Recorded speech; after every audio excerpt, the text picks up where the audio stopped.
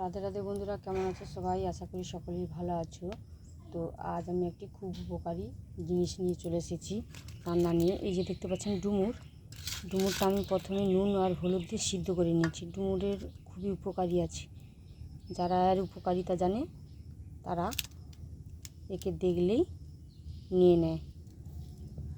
তো ডুমুরটা ভাজা করার জন্য আমি কড়ায় সাদা তেল দিয়ে দিচ্ছি। তেলটা গরম হয়ে গেছে, এবার আমি ডুমুরটা দিয়ে দিচ্ছি এর মধ্যে।